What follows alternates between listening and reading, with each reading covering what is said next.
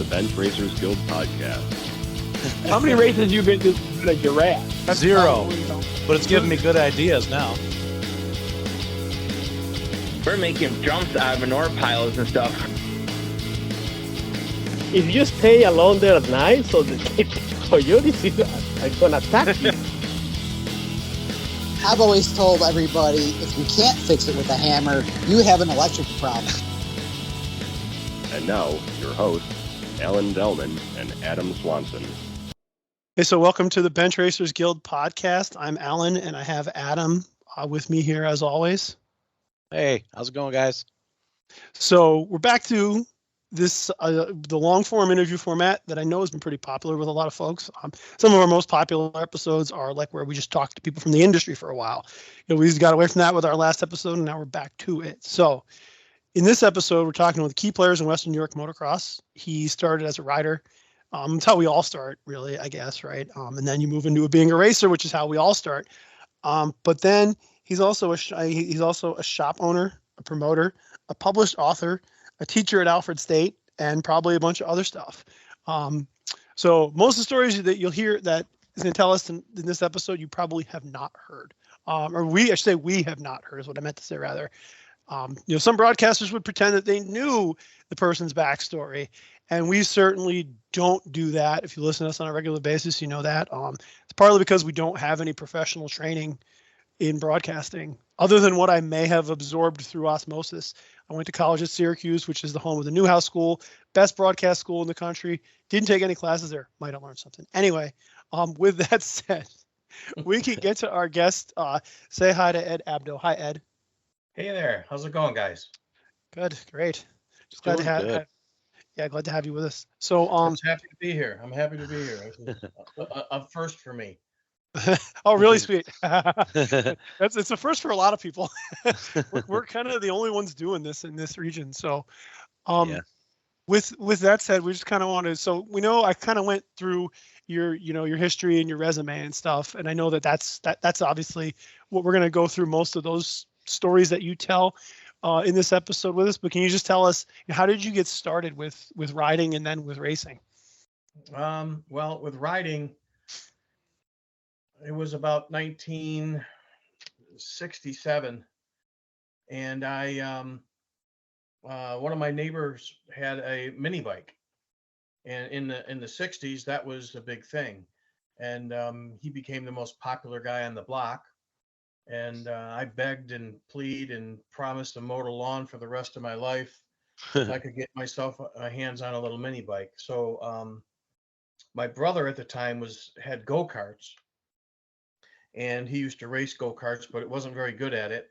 So he traded his go-kart as a partial trade to my first mini bike, which was a Rupp 220. It was a C220, it was called, and it was a 2.5 horsepower Tecumseh engine with a scrub brake on the back, and that's how I started.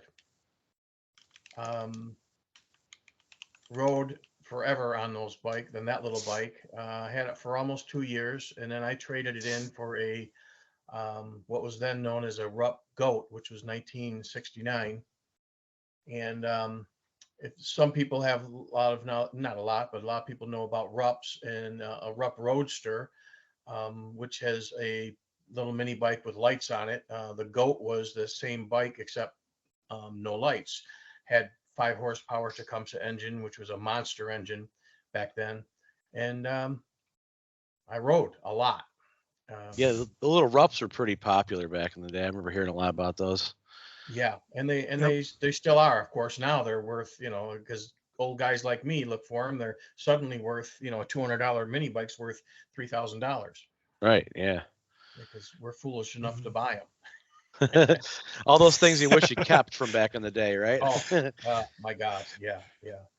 One of my problems in my past is I had no place to keep things very long. So I always had to sell every bike I've ever owned. Now I have lots of room to keep bikes, but I still sell them because it's kind of like in my DNA. I don't ever keep anything, and it kind of pisses me off sometimes because, you always wish you had them all back. Yeah. I feel like we could do a whole episode about that stuff. That's got me thinking about stuff that I did. That was too. I know Oh, we've talked yeah. about it a lot. Yeah. Yeah.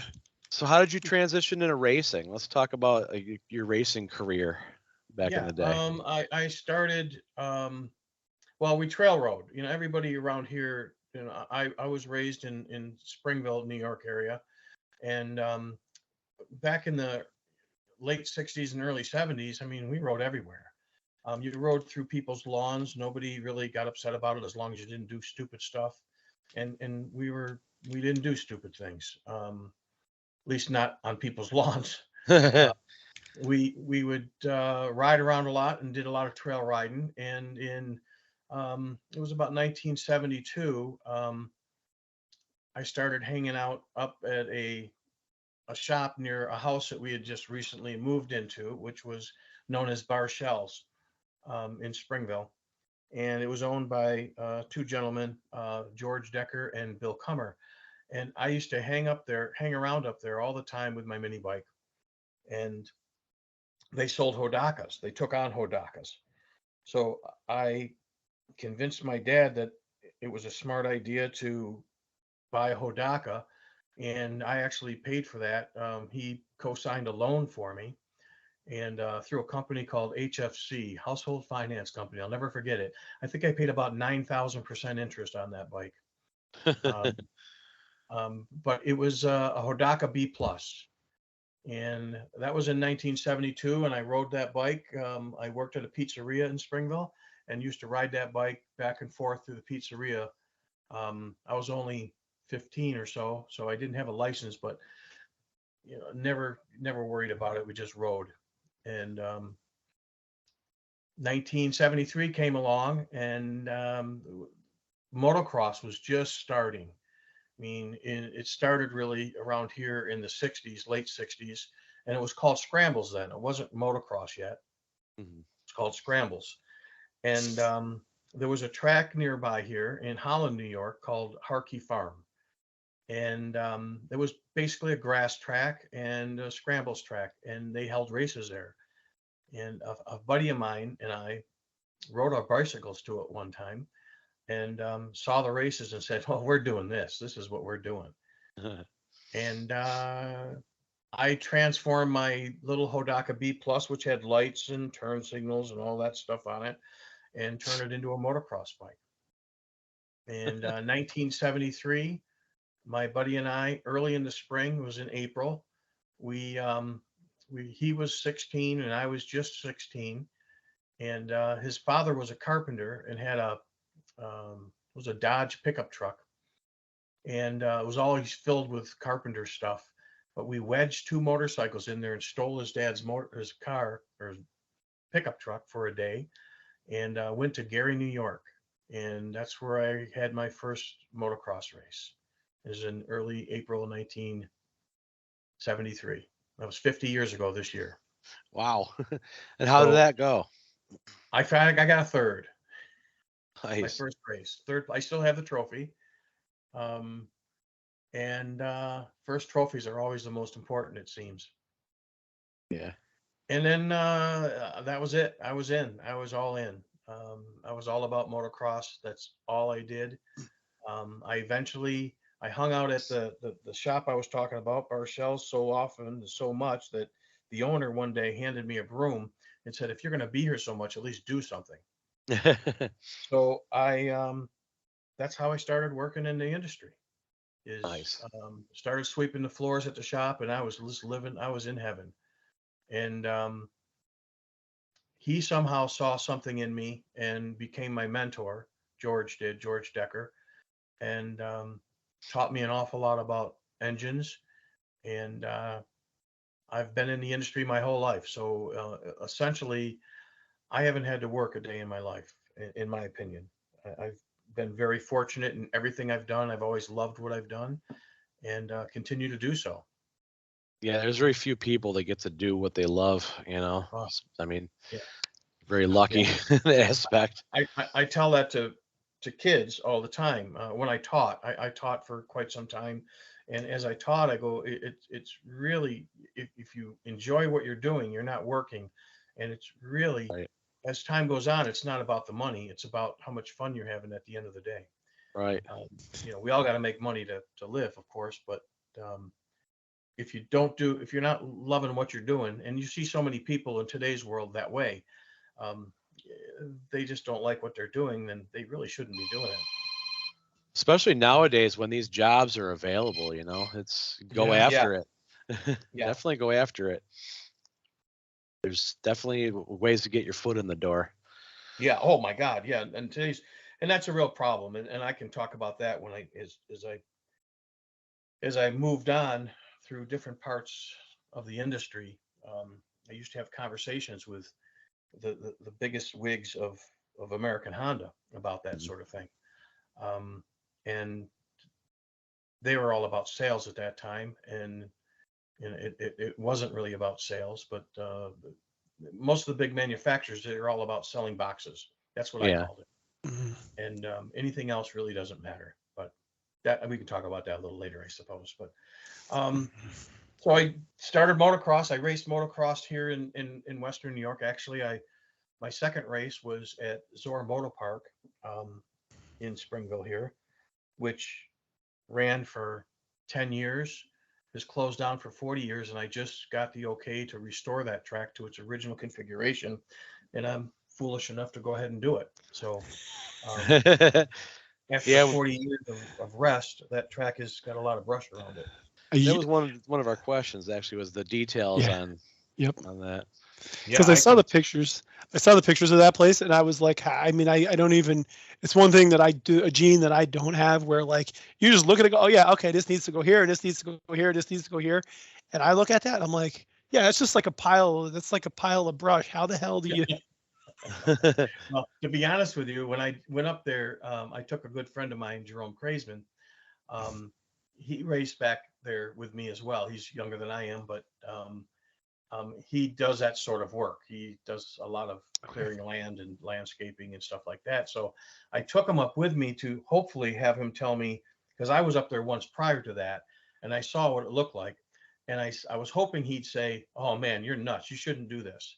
But unfortunately, it didn't turn out that way. He said, oh, we're doing this, Ed. So that's a conversation that's that's really I'm really excited about it.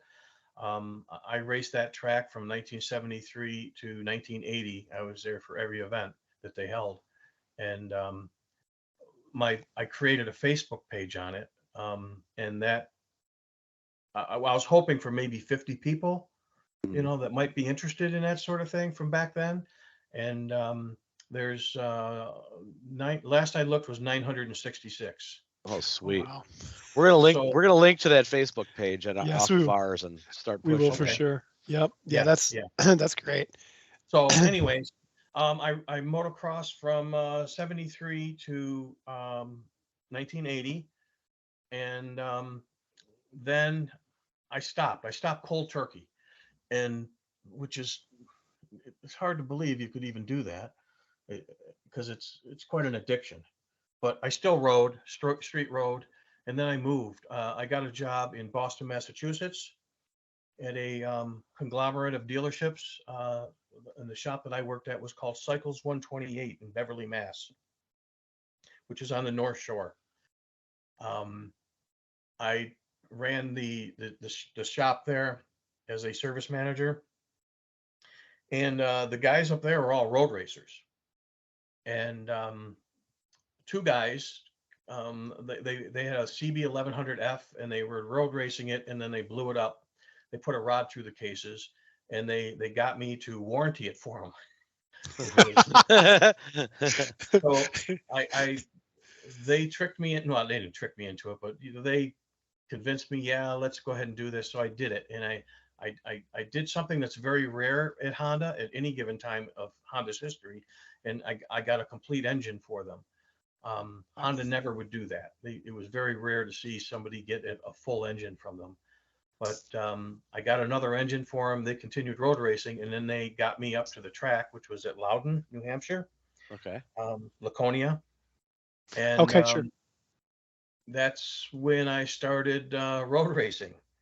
So I started road racing in 1984 and raced a couple races in 84. And then in 1985, I was all in. I was completely hooked in road racing. Yeah, that's one of the things we're going to ask you about. So we could circle back to some other topics, but let's talk about the road racing, how that went. Yeah, it was. Oh God, it was. Any racing to me has been the best racing of my life, but road racing was really special because I met some remarkable people throughout my tenure as a road racer. In 1985, July 4th in 1985, I was on the track at practice and was hit by the track was running what they used to call nodule, which was backwards. They would run the track in the normal direction, and every so often they'd run it in what they called nodule, and they'd run it backwards. Mm-hmm. And I was out in practice, and a guy that, interestingly enough, was a motocrosser. His first time on a road race bike, was thinking that you could go into a turn and use it like a berm. And no, I was the berm. And he hit me, and it threw me onto the other side of the bike. It kind of high-sided me, and I was at about 100 and it was a little over 100 miles an hour probably when I went down. And as I was sliding to a stop, I was crawling over the bike because I was going towards a wall, and the bike hit the wall, and my right leg was the only thing that I didn't make it over on. So my femur was broken 3 places. Oh boy. And my patella was in 11 pieces. Oh no. Oh my gosh. So that was a bad crash. And it took me out for a while, and I was in the hospital in Laconia, New Hampshire. I was on morphine for 21 days straight. Oh my gosh. So I was obviously addicted and in the hospital under control. But when they tried to take me off, they would give me Demerol, which is a pretty powerful thing. Yeah. And I would say, no, that ain't good enough. I tried to get nurses fired, and I was terrible. I was a terrible patient. Matter of fact, after I got out of the hospital, I sent them 3 dozen roses in my apology to them. But they had to rod me. So they put a rod in my femur, put it back together, and then they couldn't do much with my knee, so they wired the 3 largest pieces to my knee together, because back then they couldn't replace it with a knee because they're only good for about 5 years back then, and I was way too young for that. So they were able to fix it by now, right? How's it doing these days? Well, it's actually, I just went not too long ago. It's my femur's fine. Obviously, it's okay. They took the rod out. Actually, I was, kind of go back into that. I went when I was in the hospital. They said I'd never have more than 45 degrees of range of motion with my leg, and therefore I wasn't ever going to ride a motorcycle again. And I used to argue with the nurses all the time about that sort of thing. You showed them, didn't you? Yeah. Well, I got out of the hospital and I went into therapy, and I cried a lot in pain. And the accident happened in July 4th of 1985. And in Labor Day of 1985, I was back on the racetrack. And oh my gosh. I proved them wrong, I suppose, but I was determined. And when I talked to my doctor about it, he said, his name was James Arbuckle, and I would have done whatever he told me. If he'd have told me never get on a motorcycle again, I had that much confidence in him and faith that I would have never done it. But he told me, he says, if you want to ride, but don't think about it. You're no different than any other type of athlete. If you think about your injury, it's only going to make it worse. Right. So I went back out and rode and actually won the race, but I think they let me. To this day, I'm certainly good. Yeah, I think you deserved it at that point. Right? This guy's got fresh metal in his knee. We should probably let him have this one. Yeah, that was another thing. The femur was really the worried part. He said the key is to get that rod out of there. He said, because if you break your leg with a rod in it, the leg doesn't break, it splinters. Yeah. And then they have to straighten the rod out, and then they pull it out with a slide hammer. Literally, that's how they get them out of you. And so he said, make sure you don't do anything dumb like that. Don't crash. We should be able to straighten that rod out in the garage by yourself with a torch. Just heat it up and bend it. Oh, you do? I have the rod. It's here somewhere in my office here. Wow. It's the most expensive trophy I ever owned. That's a wild one. We've heard a lot of people tell stories about injuries and stuff. And some of them sound pretty bad. Yours might be the most detailed description I've ever heard of one. But it goes to show, because we have all ages in our audience. Like, see, young guys, you get hurt, it's going to be fine. Ed did this 37 years ago. He's still at it. So, you're either dedicated, crazy, or a little bit of both. But either way, the point is, it's still there. It's still at it. So. Yeah, I actually I've had 13 surgeries on my knee. Since then, to take out calcium builds up real bad when they do stuff like this. And the last surgery, actually, I was living in Arizona, in Phoenix, and as I was going under the knife, I asked and it was the pain's every day. You get used to it after a while. But when I was going under the knife that last time, I said to the doctor, I go, and the guy was kind of an ass, but he was a good doctor. And I asked him, I says, Doc, I says, are you going to be able to fix it this time? Is it going to be okay? Is the pain going to go away? And just as they're ready to give me the mask or give me the little concoction they put in your arm, he said to me, he says, there's one thing you got to remember. And I said, what's that? He goes, we only practice medicine. So I'm like, whoa, this is not what I wanted to hear from a surgeon. And but actually the knee was in good shape for quite a while after that. The pain wasn't as bad.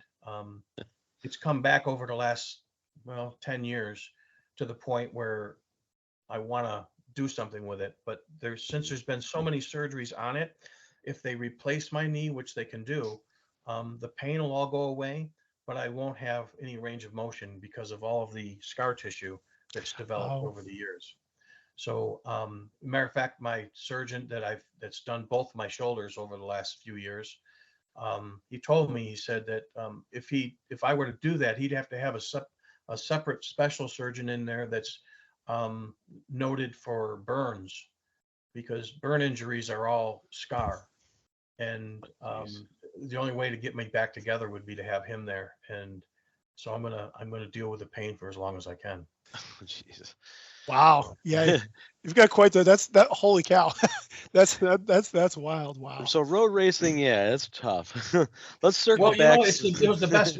I crashed a couple. I wasn't a crasher to begin with on anything really, but my first fall on a road race bike was in the rain. And it was like a slow motion on your back, and it was, it was a low side, and you're just kind of sliding along. And I'm thinking, wow, this is pretty cool. It's not a big deal. And I get back on the bike. The bike was still running.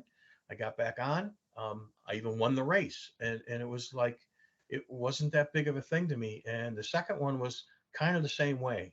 It was in the dry though, but I lost traction but low sided. That third one, that was the one that was one to remember. I'll bet. Yeah. Yeah. So I was actually thinking the injuries that those guys, I don't think that those guys, well, I'm talking about now, obviously I've never done it, but like, I almost don't think those guys get hurt as bad now. Like, you see the bike flips through the air and making gestures with my hands, which no one can see. And then they slide across the ground, but they're in like full leather, and it they're not going 100 miles an hour either. Oh, they are now. Yeah, now they're probably going 120. It's true. I mean, a lot of them are like. Oh, I mean, like the motocross guys. I'm talking about those road racing guys though. Oh yeah. Yeah. Road racing's a lot. Actually, I think a lot safer now because the equipment is so much better. Your safety equipment. I had 2-piece leathers, and I mean, when I broke my leg, the head corner worker was a EMT. Her name was Karen Hornbecker. She passed away quite a few years ago, unfortunately. But I had 2-piece leathers, so I have a leg that's in 3 pieces. Well, not including my knee, which was another 11. So I'm just got a horrible looking body, and she's yelling at me because I had 2-piece leathers and I had a brush burn on my side of my ass. And she's like, I told you to have 1-piece leathers. And I'm thinking, holy shit, are you kidding me? I did get 1-piece leathers the next year though. So today's technology has gotten a lot better than just leather too. Oh, absolutely. Yeah. I was going to circle back to so you were talking about how you got into motorcycle service, and at some point you went on to instruct and work for American Honda. Yes. Yeah. Before Honda, actually what happened was I worked in Boston, Massachusetts for from 1985 to 1983, excuse me, 1983 to 1989. And my father was pretty ill, so I wanted to be closer to home because Boston was 500 miles. I did that trip one day, by the way, in a CB 900F in 5 hours flat. I'll do the math here real quick. A statute of limitations is up on that, so yeah. That was a fun ride. I followed a Corvette almost the whole way, and we were just trying to make a record. But when I left Boston, I went to a place in Conneaut Lake, Pennsylvania, which isn't too far from here. Yep. And worked for a dealership called Street Track and Trail. And the guy who convinced me to kind of go there was one of my Honda instructors when I went to Honda schools for technical training. And his name was Art Ridgway, or is Art Ridgway. So I went to work for this gentleman in Conneaut Lake, and it didn't work out. We didn't have the same. It didn't work. But throughout the years, I'd always been seeing. You see in the back of the magazines, you'd see these ads for stuff, and one of them was be an instructor, a motorcycle instructor. Mm-hmm. And that was at a company called Motorcycle Mechanics Institute. And they had 2 locations, one in Phoenix and one in Orlando. So I'd seen those over and over and over again. And one day I just thought, I'm going to throw it out there and see what happens. Mm-hmm. And they asked me to come for an interview. And I was still road racing at the time. And it was in 1989. I was in Topeka, Kansas. At a national, I raced national road racing after from 1987 till 1990, and I was racing twins, and I was also racing a vintage bike at the time. And in Topeka, Kansas, I got on an airplane and went to Phoenix and interviewed for a job at Motorcycle Mechanics Institute, and got it. That's nice. When I started teaching motorcycle stuff. And I'd never taught before, never had any experience whatsoever, had no idea. I knew what I was talking about if somebody asked me, but I never stood up in front of a group of 25 kids and tried to teach them something.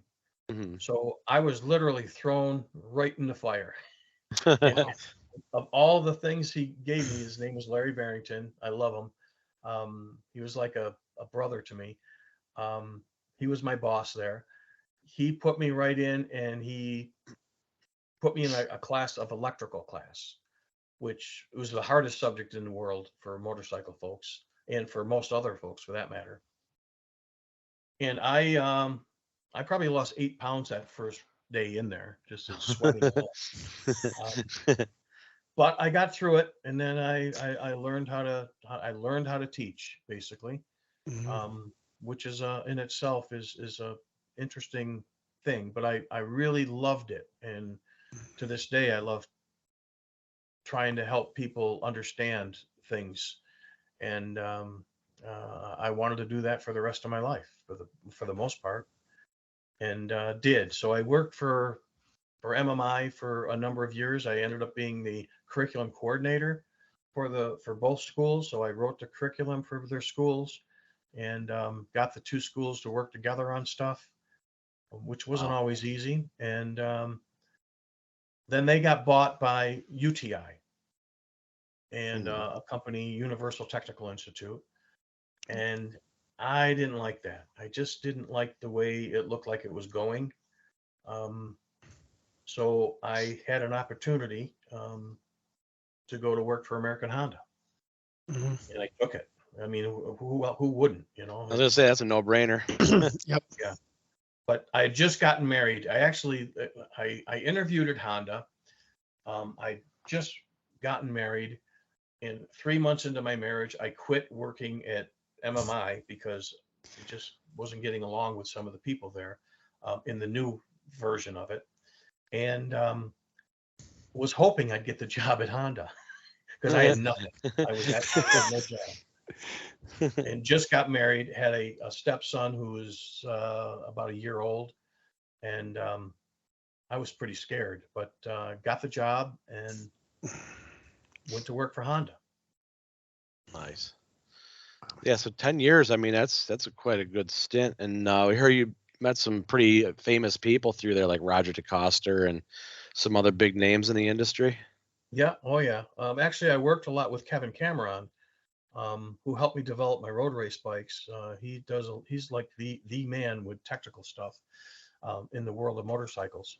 He still writes for Cycle World, I think. It was Cycle Magazine that he wrote years and years ago for, and I have every issue of that magazine from when I was a kid growing up, and always dreamed about, I can't imagine talking with, and working with someone like that. And he helped me develop my bikes, so my road race Awesome stuff. And so that was incredible. It's just an incredible experience. And the people I got to meet when I was at Honda, and I was multiple trips to Japan to talk about new models, and always knew 5 years ahead of time what was going to happen. That's great. It was really pretty cool, but I always thought it would be really hard to keep that secret, and it turned out it was never hard at all, because you want to tell people, oh, wait till you see what's coming up, Yep. Yeah. But I found So what it was- to be pretty easy. This is a total aside, but since you said you worked for Honda and you knew stuff way ahead of time, what was the coolest thing you saw while you were there? You can't even talk about it. It's still under NDA if it isn't. Hey, I don't work for them no more. I can do whatever I want. It's true. The coolest thing that happened to me in Japan was, I don't remember what year it was, but they were just coming out with the NV. It was a 750 twin. It was the first one with the automatic transmissions that they have now, dual clutch. Oh, yep. kind of Okay. thing. And they had one there, and it was a running machine, but it was a complete prototype, and it was the only one in the world. Wow. And there were guys there from all over the world with us, and one of the guys that was there, his name was Philip. He was from, I forget which country, but he had control like 12, 13 countries. So it was, little tiny countries that he was in. He said to me, he says, go on over there, and it had the push button shifters, and he said, go over there and start it up and ride it, Ed. And I said, all right. So I went over there, and it was running. They had it running, and because when we would go over there for training, we would take them all apart and then see what we need to train about. What's different about this bike than any other bike that's ever been out there. That was our purpose for going over there, to see the new models. And I went up onto the bike, started it up, and put it in gear and started riding it. And I had, I mean, these are huge. This is a huge building that we're talking about. And I had like 4 or 5 Honda engineers all going, Abdo-san, Abdo-san, and they're chasing me around. And these guys, the trainer guys from all over the world, they're all laughing their asses off. They thought this was the coolest thing that's ever happened. And that was, I thought I'd get banned from Honda forever after that, but it didn't happen. It was, everything was okay, and I didn't crash. I mean, they're worried that if something happens to that bike, it's the only one. Right. There's no others. So it was pretty cool. So That's wild. That transmission that he's talking about, it just, as I happen to know this from looking at other stuff, that's still used in some of the Honda bikes now. So like I think it's still in the Goldwing, and I think it's in the Africa Twin and probably a bunch of other ones. So this is like, you know, early technology that's still around years and years later. So it's in a bunch of bikes.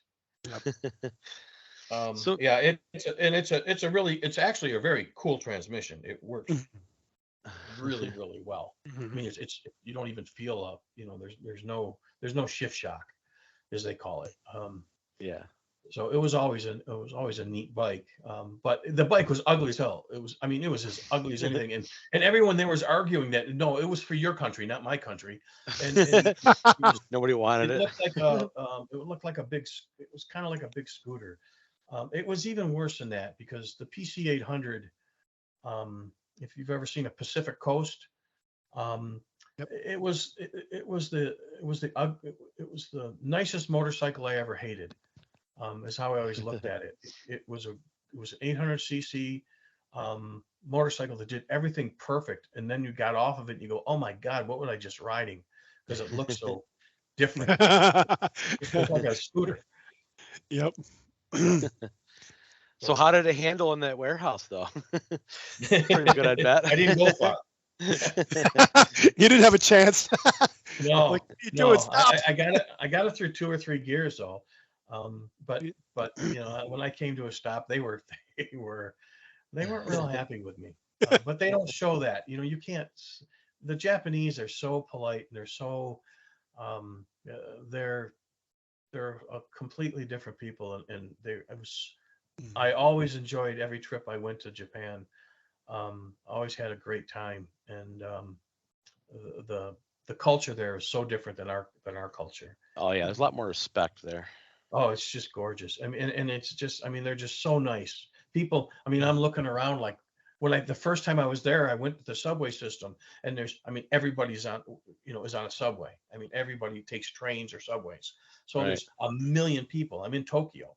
There's a million people there. I look up, and everything you look at, where it tells where you're going is all in Japanese, and I don't know nothing. I know no Japanese. Oh my God, how am I going to do this? And the next thing you know, it all changes to English. Oh, so it told me, and I was like, oh, they knew I was coming. So he's there. Yeah. Here, we got another special bike for you to test ride. Against our will.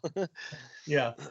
So it was awesome. It was awesome. I got to go to Motegi, which is Honda's own racetrack, and that's where the Honda Museum is for Honda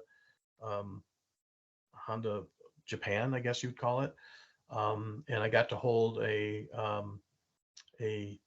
piston from a NR 750 in my hand, which is an oval piston. It's not a typical piston. Very unusual motorcycle. It was an 8-cylinder motorcycle that were basically 4 cylinders. That was the way they tried to cheat the FIM. And as soon as they built a bike, it got banned. So it was worthless. But they did it. Honda is a company that to this day, I think, not like it used to be, but they do things when somebody says you can't do it. They revolutionized things back then. Yep. Yeah. It was a great company to work for. I loved it. I loved every second of it, and miss all the people there. Most of the folks are all retired now. That's the first part of our 2-part episode with Ed Abdo. Wow, he's got quite the story, man. I really appreciate his outlook on stuff. He's an absolute legend in the industry here, especially locally and just abroad. I mean, everywhere. He's lived his dream. Yeah, that was my favorite part. It's just like every time he would come up with something, was like, I don't know how I did this, but I did it. I don't know how I did this. Awesome. They asked me to be an author. I ain't a freaking author, but I wrote the book. That just shows you, everybody, I'll just chase your dreams. You'll get there. Yeah. Yep, you don't even have to have a plan. And that stuff that he said about doing something that you love, like that really resonated with me because I've been fortunate enough to do that too. So it's like, yeah, all right, cool. So amazing. We don't. So it's if you're listening to this when it first came out, it's early spring 2023. So there is not a lot going on yet because everything is still kind of like getting ready to go. But we can go through some of the stuff that we have. Yeah, we literally have nothing written down, so we're just going to kind of make it based off what we have in our heads. It's a discussion we just had a second ago before I made this. Nothing has started yet, but schedules are out. So like if you were looking for a place to ride, Area 51, I think, is done with membership stuff. I believe Pavilion also done with membership stuff, but I don't actually know. So if you want to go ride one of those places, maybe you give Chris or Glenn a call and see if they still got something for you. So there's that. And then Hogback, I know, is all buttoned up with memberships. We've been dealing with that. We had a new process this year, but that ends December, or does that keep going? It open. No, so it used to be that it was open year round. Now we actually cut it off. We took a bunch of new people. So like roughly a third of the club is going to be new people. So the established folks will be there, and then we'll have a bunch of new people. But that's good. It's kind of getting some new blood in there, trending things a little bit younger. I think someone told me that our average for a member is about 6 years. So you and I are already over the average. Over the hill. We're above average. If you want to ride, if you're a trail rider, Majestic, Demon Run, all those places are either have been open or are now open. Those guys are open. I'm talking about heading to one of them. Sled season's done. Yep, sleds are done. Snow is I unofficially going to call it snow season's over, and it's time to go ride. I think there's a snud run. I don't know, a bunch of stuff going on. Snurt's going to be going on in Tug Hill, April something. So you can ride from bar to bar. Pretty much. And then I think all the. I'm gonna look real quick, but I think Snurt's. I would suggest not going to Snurt and going up there at a different date. Yes. After Snurt, because it's just a dust bowl, but it's enjoyable trail up there. It's not hard, so you can bring out your family and really enjoy it and get some serious miles in up there. Yep. Empire State MX does not start until they got to practice on the 16th of April, which is location TBD. I know it sure as hell ain't gonna be Hogback. I'm not sure where it's gonna be. And then they have their first race at Pavilion on the 23rd of April. I feel like that's probably okay. I think by then we should be good. Yeah, that's later than it's gonna be in early spring. Yeah, and then Easter is April. I'm doing the math in my head here. Hold on. All the birds are all back. Yeah, Easter's April 9th. So you can't even really do it Easter weekend, and then the weekend before it's still March. So yeah, so your season kind of kicks off late April, which is good. I think snow's done. Yeah, I think so too. And then there's some dual sports stuff. I think there's an event in Canada, in Ontario, the last weekend of April, I want to say maybe. I was going to do it, but I got to go to dance competitions. There's a lot. If you go on, what's that site that we go to find out information? It's I used the Dirty Dirt group on Facebook. Yeah, there's some links on there to the dual sport information pages. Yep. USA Dual Sports. Yeah, there's a US Dual Sports. Yeah. Yep. There's a couple of them. There's a bunch of stuff coming up. I think my first one will probably be Dirty Dabbers. Which sounds good. So yeah, that's down Bald Eagle State Forest Way. I've ridden there before. Just like went down there to ride one day. Went down there with Matt Ryder. We met up with some guys down there. So that's somewhere cool to ride on. Yeah, riding season will be here soon. So I'm going to miss that one. So we're planning on possibly going to the Baby Burr for the first time, which is in a little bit later in June. Yeah, and that's in Ohio. It's about a 6.5 hour drive. So it's a little bit further, but people love that one. They say. Yeah, I've heard good things. I would go. I'm not going to be, I'm going to be on vacation that week. So going to the Jersey Shore, go there to do some GTLA, So I won't be around for that one, but yeah. And then of course, we've got there's stuff all summer long. So yeah.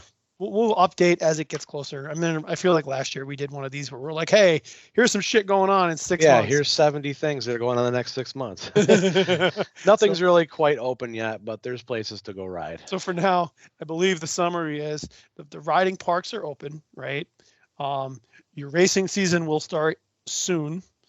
And then, everything else will start soon also. So get your stuff ready. If you're a road bike guy like Ed, I would go out and start getting your inspections and stuff now before it gets crammed up, because there's bikes were out today out on the roads I saw. So mine would get them done, get them ready. Mine would have been out if it wasn't for the salt. I just took my cover off of mine, took it off the battery tender yesterday. So it's time. It's time to go. I got some new tires coming, and I'll be all set. So, all right. Well, sweet. I believe that's everything. I don't think we could physically actually talk about anything else. The hard drive will probably run out of space soon. So for everyone's information, we released this as a 2-parter, but it was recorded as a 1-part. So you're getting like an hour and 40 minutes of content that was recorded all in one night. So bonus for you. Yep, exactly. This is why we work late into the night for you guys. Exactly. All right, so we know what we say. We'll see you at the races. At the races.